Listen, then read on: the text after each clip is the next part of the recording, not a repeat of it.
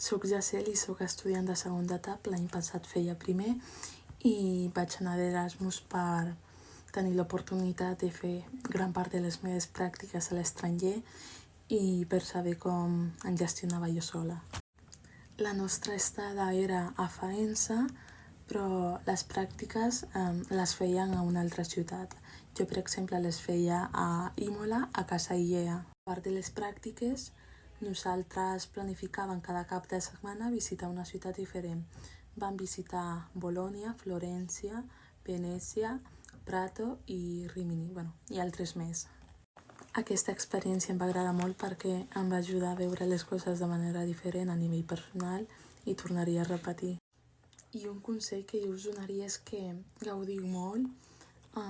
Al final aneu a un país sense els vostres pares i podeu fer el que vulgueu, però sigueu persones madures i responsables, doneu el millor de vosaltres a les pràctiques i tingueu empatia amb els usuaris perquè són persones vulnerables. I res, gaudiu molt i que vagi molt bé. Adeu.